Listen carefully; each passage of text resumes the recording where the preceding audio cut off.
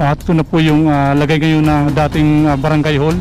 So dito lang po yan sa Barangay 131, Zone 31. Dito makita natin na halos dalawang palapag na lang yung natira. So ito po yung mga bagong putol na mga haligi nitong dating barangay hall. Grabe, ang lalaki ng mga bakal niya, oh.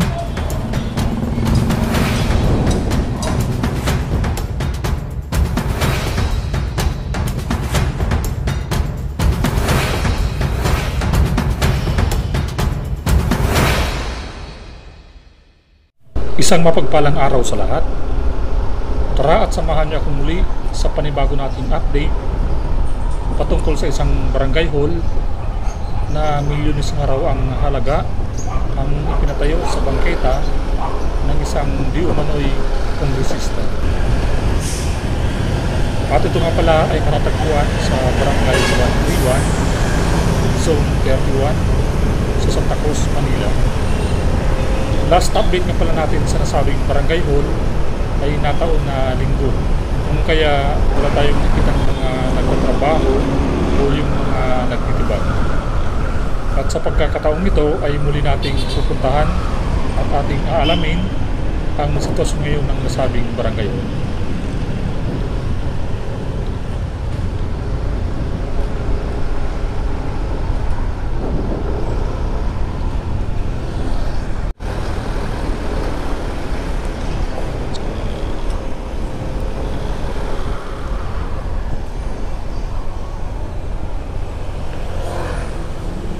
Kakaliwa tayo dito sa Tomas Mapua.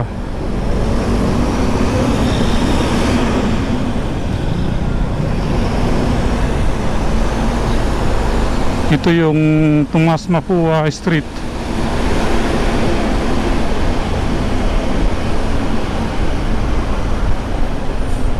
At nakaroon naman tayo dito sa Lope de Vega.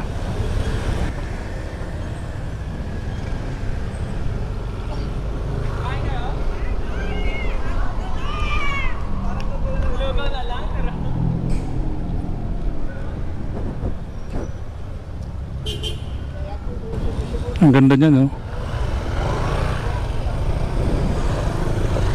Para tayong nasa China.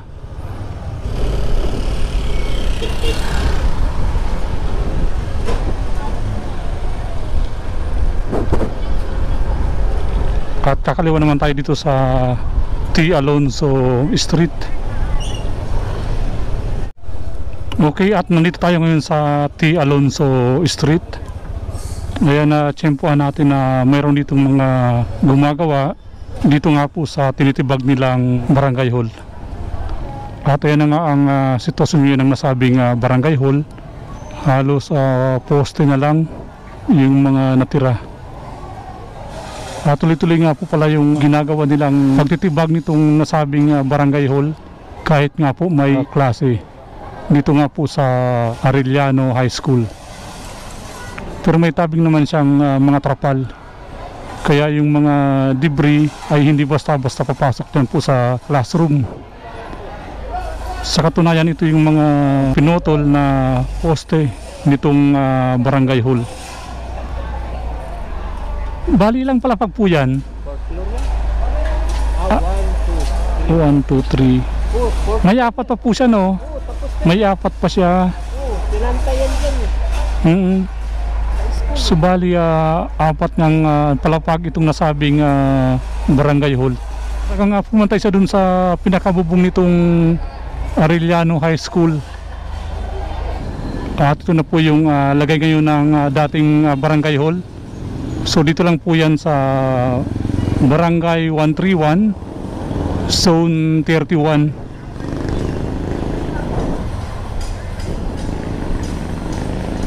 So dito makita natin na halos dalawang palapag na lang yung natira. Pero dito nasa 3 palapag pa.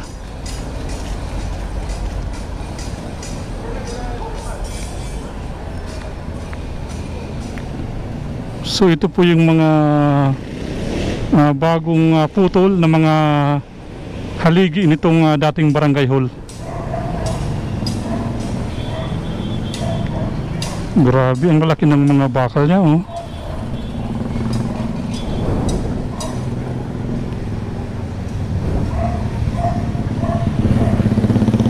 Talagang napakalaking halaga ng pera ng nagastos nga dito po sa nasabing barangay hall na ipinatayo nga po dito sa bangketa.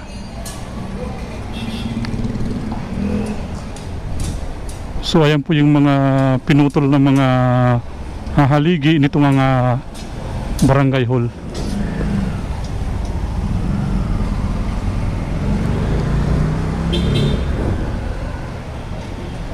So ito, kinukuha po nila yung mga bakal.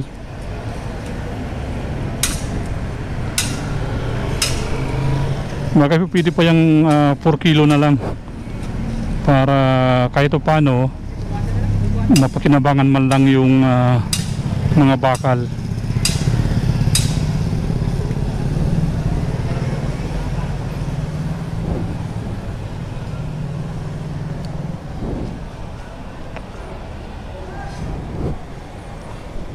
Hagdan pala to, oh.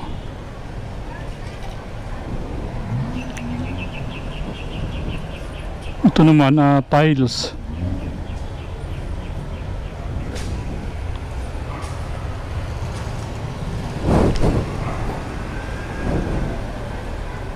So ito may bakante dito para nga po dito sa gate. So dito po pumapasok o lumalabas yung mga estudyante dito nga po sa Arellano High School.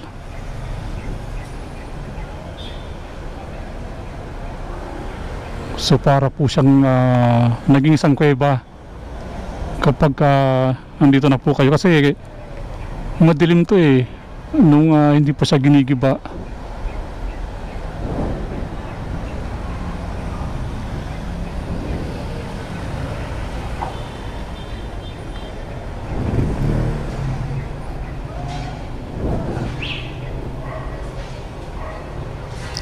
Ayan po yung bakod niya, oh.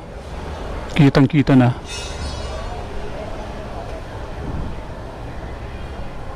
So ayan po yung trapal niya, oh.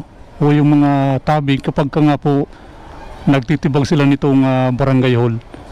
Para nga po yung mga debris hindi po dyan tumalsik sa mga silid-aralan. Tsaka delikado nga pong matalsikan ng mga debris yung mga bintana. Salamin pa naman yan.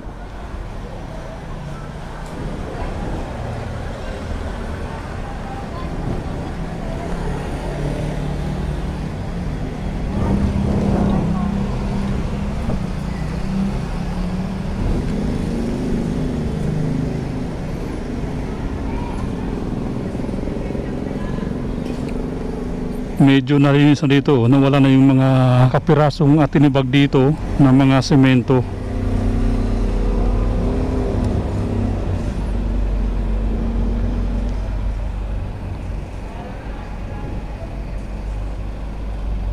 Pati yung hagdan, pinatiles pala to, oh.